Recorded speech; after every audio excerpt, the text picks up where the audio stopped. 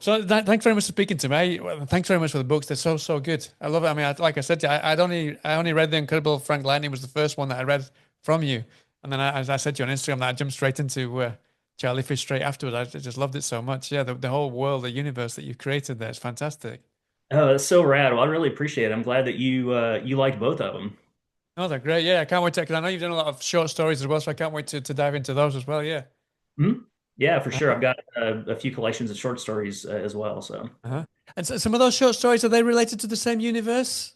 I'm not sure because I know that so in the afterword you mentioned that you had written some things about a werewolf and things like that. Are they from short stories, or that just kind of was that you preparing for these two novels that you've written? I think in my mind they're in the same universe. There's not a whole Right. lot of connection necessarily, but I sort of went in this mode of wanting to write monster stories set in kind of old-timey Texas. So I was thinking basically from about the 1830s to the 1930s, and just kind of playing around with some of those monster tropes in that place. So yeah, several of my short stories, at least in my head, kind of figure into that Right. neighborhood. And I've got they sort of span a couple of different of my collections on there, but the Legend of Charlie Fish is when I just kind of started leaning into the Universal monster side of it. And Obviously with with Creature from the Black Lagoon on that book, and then with the Frankenstein sort of retelling with the Unkillable Frank Lightning. So it's my hope to do more of these monster books like this that kind of exist in the same universe. I want them to stand alone because I just really love, Sure. people to have kind of cool standalone reads, just as a reader. But also, maybe if you have read them all, you'll get a little bit more out of it because there is that connective tissue. Yeah, I mean, like I said, I read The Unkillable Frank Lightning was the first one that I'd read, and as soon as I mean, I don't want to spoil it, so I'll just say that there is something that crosses over to the previous book. Yeah, Um, yeah, there's a mention of kind of the book in the book. Now we can say that now. So that yeah, made for me sure. that made me think there must be some connected tissue here. So that made me kind of really wanted to dive into the previous book, of course. Yeah, but it Yeah, really is. It really is a standalone book that you can enjoy, not having read the one before at all. Yeah. yeah, and that's what I was going for, and I'm glad to hear that that's the case. It's one of those where it should stand alone, but if you have read The Legend of Charlie Fish, you'll recognize a crossover character and a few things that are mentioned. hmm So I'm quite curious. I mean, before we talk about Frank Lightning, I want to just kind of ask you exactly where you got the idea to meld kind of these universal monsters with kind of very not. I was going to say typical Western, but it's not typical Western because the Westerns that you like to write, you said that in the afterword that you like to kind of write American history like it was in the West, not like it's been kind of the myths that we've read from kind of it's been romanticized in the movies and books and things like that. You kind of want to kind of tell the raw story of how things actually went down in the West more so than probably we're used to now. So what was the idea to kind of mesh those two together? I love westerns and I love horror, and I will read uh, anything in either genre and enjoy, So I see you have Lonesome Dove on the top stack of your books there. That's Yeah, my all-time favorite book. your favorite book So in it, yeah. that's an example of, just really excellent character building, in the Old West. It doesn't read like a pulp Western necessarily. It reads a little bit more like, I mean, it won the Pulitzer Prize. It's it really, I can't kind of gets into the heads of the characters really well. And so, that type of thing is at least what I strive for, to make sure that all the characters are very three-dimensional, to make sure that the world feels lived in. Mhm. When I started on that path of just wanting to write short stories with some monsters set in old Texas, I didn't really have the universal monsters in my head until I came up with the idea, somehow to, I was just you get these random thoughts, and I wanted to do Creature from the Black Lagoon. And so I thought, where would he kind of work in that world? And the Great Galveston Hurricane of 1900 was kind of a good fit for it, and so that ended up being the setting for that one. And at that point, I just kind of thought, well, hey, let's do Frankenstein too, and just see where it goes. So it'd be fun to do some more of these, and my goal being to really kind of take them far afield of the original stories, right? But to at least kind of give my own spin on them. Hmm. No, but I'm really curious because, like I said, you like to tell these really grounded. I imagine most of it are historically based Western stories. Was that specifically because you wanted to tell that story itself, or was it kind of to help ground also the material that you were bringing in, kind of the fantasy element of the stories as well? Yeah, I mean, I just want it to feel like it's a real world, with real people, and there are all the rough edges, and when you are bringing in that fantasy element, you want to make sure that the non-fantasy part actually feels substantial, and you're having to suspend your disbelief for some of those fantasy elements, so you want to make sure everything else is pretty much bedrocked in reality. Hmm. Yeah, well, it works really well. I mean, the characters are fantastic. Oh, thank you so much. I mean, obviously the fantasy element is fantastic, but it's really, I think, I mean, especially like you said, like Lonesome Dove. I've got Frankenstein up there as well. Those kind of the fantasy really works really well, but I think it doesn't work as well as it would do if the characters weren't so rich. And I think that's why these two books would work so well as well, because the characters are so rich, so you just can't help to kind of the fantasy just engulfs you, and yeah, you just believe everything that you read, and you don't kind of it doesn't you don't second guess that these are all kind of fantastic things. You just kind of all feels really. I don't know how to explain it. It just feels really real and grounded. Yeah. No, that's so cool to hear. I mean, I never like sit and outline my characters before I write something. I just kind of start writing and sort of figure out who they are as we go along. But I definitely have these situations where I'm like, oh my gosh, I can't wait to get that character in a room with this character and kind of see what they do. And inevitably, it's not what I thought was going to happen necessarily, but you kind of feel your way through that. So I I, uh, I really try and get into the heads of all the characters as much as I can. Talking of getting to the heads of the characters, in Charlie Fish, you kind of tell the story from two perspectives. I don't want to give too much away because I want other people to read that book as well, even though it's been out a lot longer than this one. But at the same time, this time around, we get one main perspective all the way through the book. How do you decide on the perspectives that you want to tell in the story? How did you come to tell two perspectives in the previous book, and then this one you decided it's better to go with one? Honestly, I tried to go with two again, and it wasn't working for me. So the first book, it's not giving too much away to say there's two main point of view characters that kind of alternate back and forth. And one of them is Nellie, who's a 12-year-old girl, and one of them is Floyd, who is an older man who's sort of found her and her brother after they've been orphaned. And my original version of that book only had Floyd's point of view. It was a single point of view. And when I was working with my editor on it, he helped me kind of get to the point to realize that it would benefit from that other point of view. And so I ended up adding all of those Nelly parts later on, and it's about half again as large, right? I mean, it's a pretty equal split between those two voices. If you look at it, you can pretty much get the whole plot in Floyd's point of view, Just from but one, right? Nelly is where you kind of get the sensation of who people are because she has that whisper talk ability, which basically means she can kind of get into people's minds. So I think you get a lot of info about the characters from her. And she ended up being my favorite character for sure. So I was That's really glad fantastic. that I made that addition. And so going into the second one, I kind of had to overcome that need to be consistent with that. I thought, okay, so this is going to be in the same world. I want to do the same thing again. I want to have the Frank character in Frank Lightning have a POV, and I want to have Catherine, who is the main POV character in the book now, to have hers and see how they compare and contrast. And I tried it a lot of different ways, and I just couldn't get it to work. I kept coming back to her voice as the one I wanted to center on. And so I just went with it. I just let the other one go and let her tell the whole story. Yeah, no, I can imagine because if you said that you wanted to think about Frank's perspective as well, I think that would have.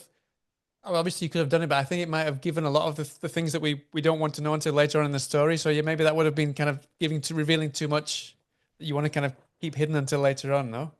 Yeah, I think that was what was happening to me. I felt like nothing was being revealed. It was all just kind of being told. So, the way it worked out is much better than how I had started with it.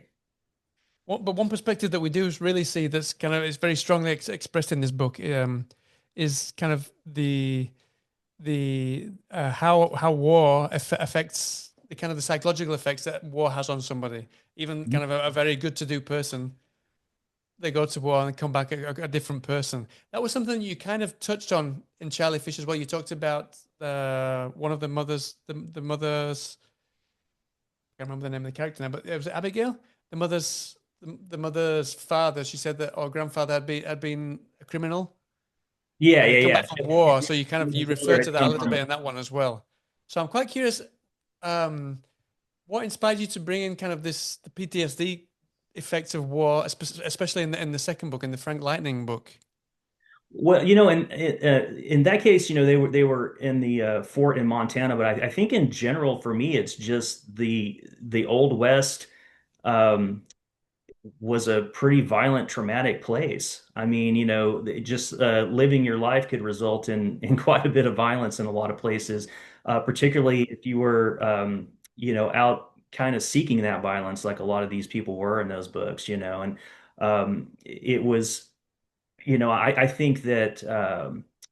A lot of people in this book are traumatized by that.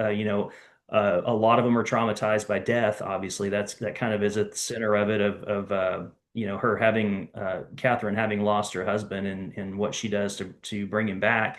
But also, some of the carryover element from Charlie Fish. There's a lot of people kind of dealing with having gone through pretty extreme trauma on this, and so I just wanted to call that out. Mm-hmm.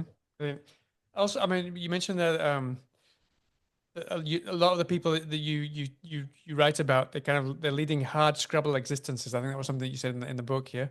Um, I'm quite the most of these they've all lost their families. We can say that, but they found a new family because of they're all kind of they forged these new families as a result of their circumstances and their ethos. So I'm quite curious why you like to focus your stories on these kind of people who are living in the fringe and how they create this family through kind of being because they are on the fringe of Yeah, I mean, I think society. a lot of these characters end up being, they come from some fairly desperate circumstances, and I just like the notion of, you know, people who are overcoming challenges, kind of helping one another up that ladder to overcome it. So in the first book, obviously the orphans are rescued and uh, that brings a lot of calamity about, but it's really people kind of finding some hope and in spite of all the things that they've lost. I just really love that idea of a found family and finding people you love and choosing to make them part of your life. I mean, there's a great quote in the book. It says that Catherine, when she gets to Texas, she sees all these people who wield misguided morals against the poor and the unfortunate and the different. I'm quite curious. Is that just something that you kept stumbling upon from research, or was that something that kind of you felt was a very contemporary thing that you wanted to kind of to emphasize in your story? Yeah, it's definitely there's a lot of contemporary attitudes that fuel that type of thing. I think Catherine, just being who she is, uh, very progressive in her time for sure. She's a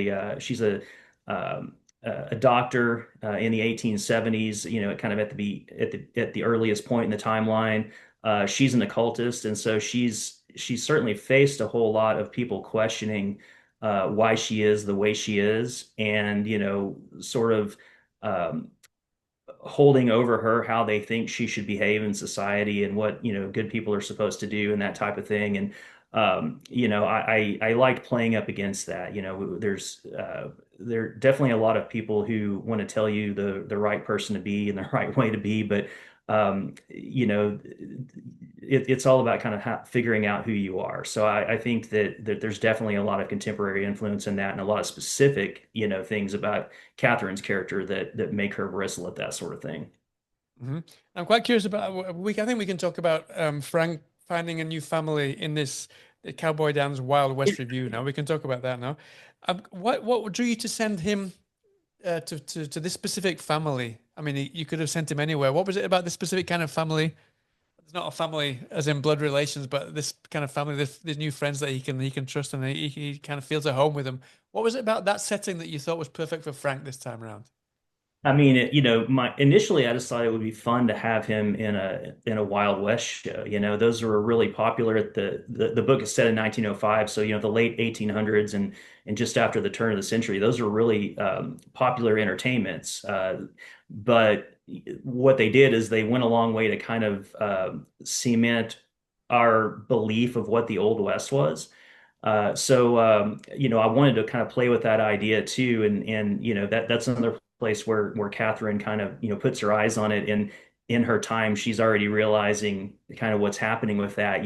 We're sort of they're whitewashing the story of the Old West and making it into something a little bit more heroic than it was. Buffalo Bill, who had shows like that, and various other people who were running those entertainments. It was all about celebrating manifest destiny, and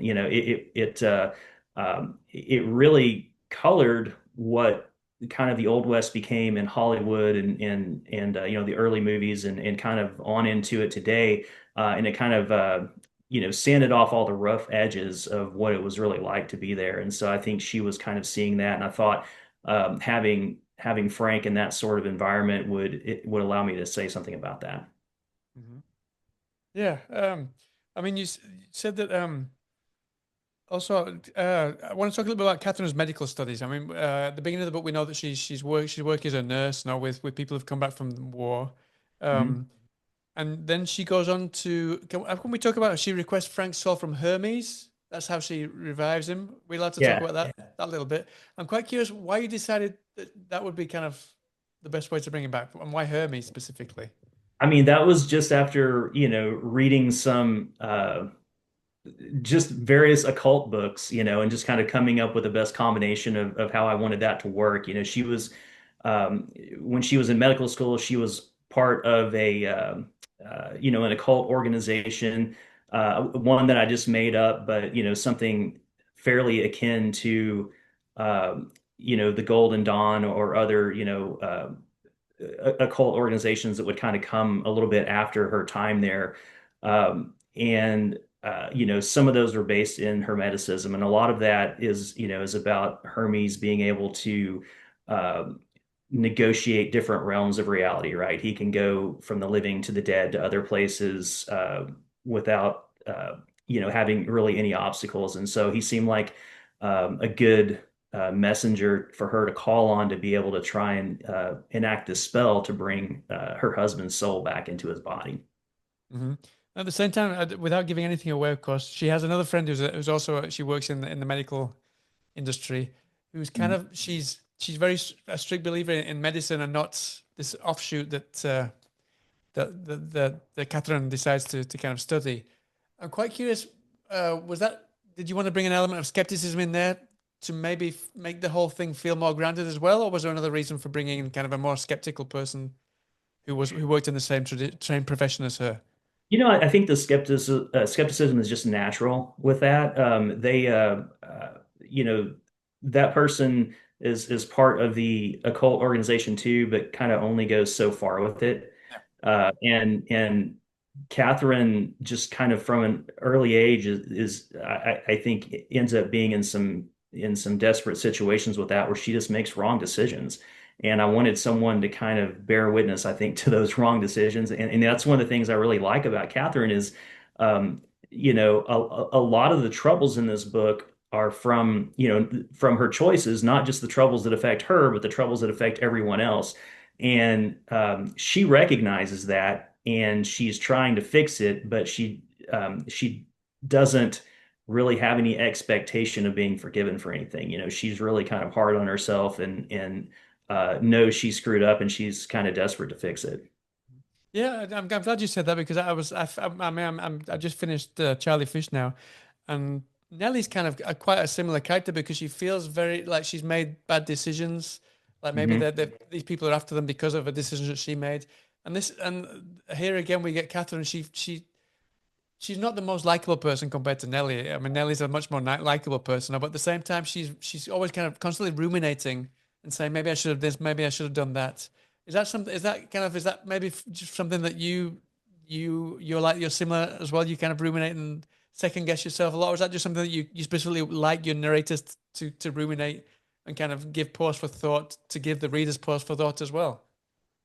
I think I worry about stuff all the time. You know, I'm a very very good worrier. Whether I need to worry about something or not, I'm going to find something that's a problem with it. So that definitely comes a little bit from inside me. I think both of those characters were just dealing with guilt over their decisions, and Nellie is exacerbated because she all the feelings and emotions and thoughts that she gets from other people just overwhelm her. You know, she's just kind of buried under that sometimes, and she doesn't have a whole lot of room in her head uh, to kind of get zen about what's going on with her. You know, and so she's always sort of struggling against that. And Catherine, you know, made such critical errors in her life that she's sort of punishing herself, you know, for decades after just, you know, um, kind of living this hard life and you know feeling like she's a bad person and then when she finally decides that you know she has the ability to do something about it, she starts screwing things up again. So it's really it you know I really like that. I mean, it adds really good character conflict and you know just you know we're all kind of struggling to make the right decisions and we don't always, you know, and so I want to have the characters be that way too.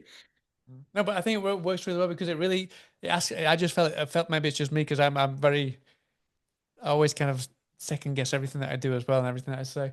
But it really it kind of like I said it gave me pause for thought and made me think about all of these actions more than I probably would do in another book because that she's actually ruminating on the things herself, speaking to the reader. No. Yeah, no, and I just like that style of narrative. You know, I want to get into the character's head, so you have you can really feel what they're feeling, especially using, you know, first person point of view like that. You can kind of dig in deep with it. Yeah. Also, I want to speak about what you think fans of the original Frankenstein, because obviously, I mean, it's in the blurb as well. You say that it is loosely inspired or something like that Yeah. on Frankenstein, which I mean was one of my favorite books. I've got it here all the time. Always digging in to find quotes. And so whenever I read a book that's based on Frankenstein, I'm so excited, but at the same time concerned. You know, is it going to live up to it? Yeah. And I love this one um, because it is clearly inspired by it, but because it plays by its own rules completely. So I'm quite curious, how do you approach something knowing that you because you say on the blurb that it's inspired by Frankenstein, you're going to get a lot of fans of Frankenstein reading the book. So how do you approach something? I mean, even before sitting down to write, how do you kind of get your head around creating something that's inspired by such a much loved monster, but make it your own as well, and to have people who are fans of the original love this book as well and appreciate how the direction that you take it. It's a really complicated, especially when it's a much loved classic like Frankenstein or something like that. It's laying down the gauntlet to say the least. Well, that's the thing. Like, I think the approach is you can't expect to write Frankenstein, right? Like, No. whatever I do is going to come up far short of Frankenstein, right? So that pressure is off me immediately. Yeah. I just want to do something that sort of plays with those concepts and themes and ideas and does it in a different way. And so setting it in the period that I did obviously, you know, gives it a lot of leeway to go that other direction. And you know, not only the book was an influence, but Frankenstein and Bride of Frankenstein, you know, are movies that I love as well. And so I just kind of let all those things sort of play around in my head a little bit and not be you know tied to any specific part of the Frankenstein mythos, but to be able to play with it kind of in a new way. And you know, so with her, Catherine, doing this, you know, she's a doctor and an occultist. So I wanted to bring Frank back with black magic instead of with science necessarily, but she still is able to use her medical skills to affect this. So, you know, I won't go too deep into it, but it sort of takes kind of both halves of her brain to be able to do this. So, it's pretty far afield from Frankenstein in general, and that's really what I was shooting for. No, it works so well. Yeah, yeah. I mean, I think it was like 2 or 3 pages in. I just completely forgot that it was inspired by Frankenstein. It just felt like a complete new story. And I think that's why it works so well, because you know that it's inspired. But as soon as we get into these to the Wild West and these characters, that just goes out the window straight away. Yeah, Yeah, it's it starts out a little bit sort of far from the Frankenstein character, as far as just the narrative, and then it kind of starts to close in the book alternates between the present, which in this case is 1905, and the past, which is 1879, and you get a little bit more of that um sort of classic Frankenstein element, I think, in those 1879 passages yeah. whenever she's first, bringing him back from the dead. Absolutely. Yeah. I mean, something that's not in the original Frankenstein as well is we've got these two antagonists who are they're just fantastically written. I just love them to bits. I mean, especially the dialogue between the two of them, Aubrey and Seth. Um, Yeah. where did the inspiration come for those two? Because they are very. I was going to say they're very different, but yeah, they're these like two hard, these two tough, supposedly killers who are going to help track this character, and they're just kind of buffoons at the same time, but they really think that they are everything that they set out to be. I'm quite curious, where did the idea for those two characters come from? I mean, they're just kind of big talkers, right? They sort of embody that old West swagger that maybe doesn't really exist. They're not great people. They think they're more accomplished, in killing and violence than they actually are, I think. And they're quite content to kind of take Catherine's money as hired hands for this sort of thing. I mean, they go into it thinking, okay, well, we're gonna all she wants us to do, and this is first chapter, so no spoilers, but all she really wants us to do is to um, kill this husband that she brought back from the dead because it's still haunting her. And they obviously don't believe that that happened until they're faced with actual proof of it. So they were really fun characters to write. I mean, dialogue is one of my favorite things to work on in a book like this one. And so just having them their banter with Catherine and that type of thing, I thought was a lot of fun to write. Hmm. And then I just want to touch on another character who's it just I felt it really helped to drive the story was a guy called Falling Bird, who's an Indian character. He was, I mean, he's most of it is in the earlier story, and kind of like you said, in the 1800s, he's more of a pivotal character. I'm quite curious why you felt it important that um, I think we're okay to say that Falling Bird was he was kind of like the this sidekick of Frank. No, why did you think that was important that he was kind of a central role with Frank and Catherine to I think drive he's the just story, because it really felt so important, especially at the beginning of the story. I think he's a steadying presence in their life. He was friends with Frank through this, and really ends up taking personally how Catherine's magic misfires a little bit when she brings Frank back, and she doesn't necessarily take all the steps she needs to initially to solve the problems that she creates. And so I think that he that burns him a little bit, and he isn't super happy to see her again all these years later and that type of thing. So I think he's a good character also to kind of to see how Catherine looks in his eyes, right? Like, she's like I said, he's trying to kind of steady her as she's moving through all this, and she's a little bit harried, when she finds out that her husband has died, and she wants to go bring him back to life. Um, she is convinced that she can use a spell to do this, even though she's never done it before, and she's convinced that Falling Bird, can help her and can do all of this. And of course, she doesn't believe that is possible. And to Catherine, she's thinking, well, why don't you believe it? And really, her attitude is a lot of people at the time was, she was kind of surprised that he didn't believe it, because she thought, well, you're Native American, you believe in spirits, you have all these other Yeah. beliefs.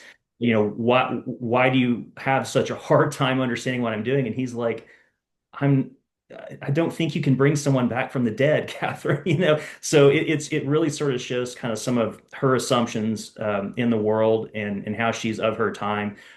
He's just a a really great character because he's kind of no nonsense. He really calls people out on all their mistakes and tries to help with their decisions, but ultimately, she's not listening to him. There. Something that before I finish, but something that I want to touch on. I don't know how much you want to reveal. The cover of the book is fantastic. We see this hand there, which is just perfect.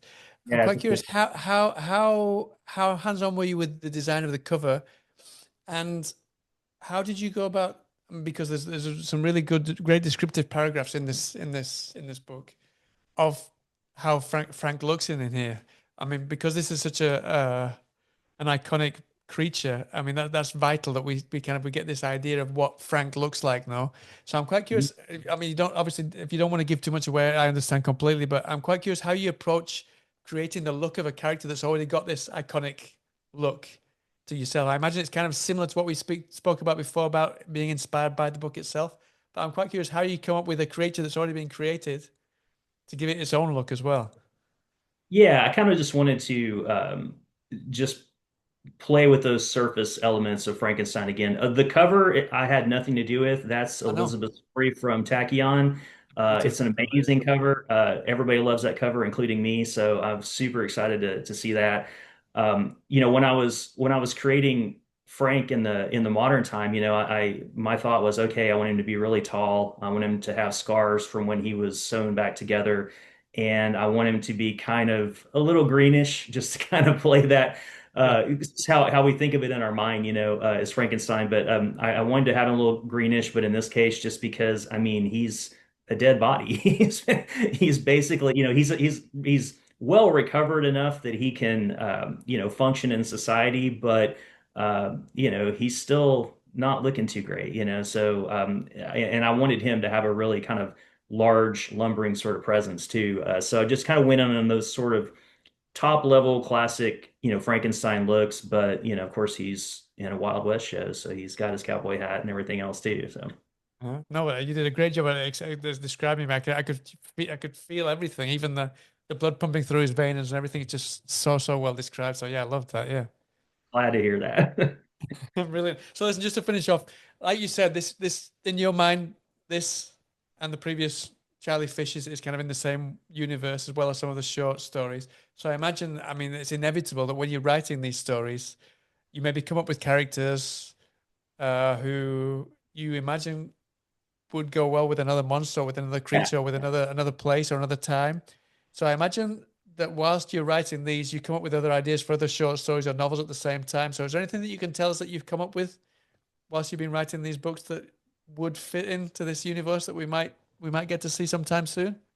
Yeah, I mean that's definitely kind of my thought on it. I always like writers who have their own little universes, and you may have a minor character in one book be a major character in another book, and that type of thing. So I don't have anything specific that's moving forward to be published or anything, but I'm always kind of working on those. And so my hope would be to do um, maybe play with some more of these universal monster ideas in different time periods, of that era. So I have a rough idea for kind of a Wolfman thing, and I have a rough idea for sort of a Dracula thing, but they're still pretty early on right now. So you may see, stuff in short stories before you see any of that necessarily come out All soon. right, so you're planning some short stories first before another full novel. Yeah, yeah.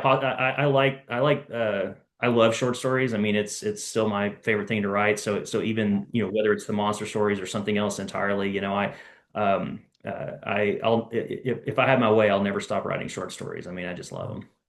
Is that kind of the bare bones for your novels, I imagine? Because I think Charlie Fish was originally a shortish story novella, and then it kind of mutated now into a full length novel. No.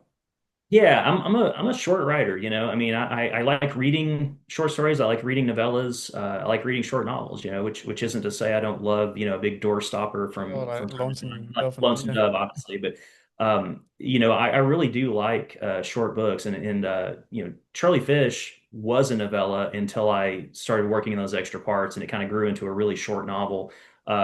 Frank Lightning is a novel, a little bit longer, but still, 250 pages, something like that. A pretty short novel, all things considered. So I think a lot of what I'll do will kind of stay in that realm. I don't know if it's my short story brain or what that sort of does that, but um, we'll see where the next one lands. And also in the same setting, you're going to try and keep. I imagine because I think you're from Austin now, and you've lived in Texas all the time. I imagine that's where you plan to set all of your stories now. Because Yeah, you've definitely created that a universe. influences almost everything I do. I mean, completely outside of this whole monster universe thing, I would say 90% of my stories are set somewhere in Texas, somewhere. I mean, it certainly influences everything that I do. Yeah, I mean, yeah. So it's great to be able to write something and step out of your front door and so I mean, you've lived there all your life, but I mean, I imagine if I was in Texas, it'd be just perfect to be able to soak everything up and to write it on the page, set in where Yeah, you are. for So yeah, sure. of Like course. all the people, the scenery, everything else, it just sort of informs all of that. So for sure, I've lived all over Texas, but I've never lived anywhere else. So Brilliant. Well, listen, thank you so much for your time. I really appreciate it, Josh. And like I said, I've loved the books to bits. I can't wait for people to read this new one. And I wish you the best of luck, and I can't wait to speak to you again about either some short stories or a new novel or whatever you get out next. yeah, no, I'd love the chance to talk anytime. I really appreciate being on here. Thank you so much, and keep listening to good music like Bad Nerves and all these great Oh, well, bands I coming will out of the UK. definitely. Thank you so much. Have a great day. Thanks very much for speaking to me. All right, really appreciate All it. right, take care of yourself.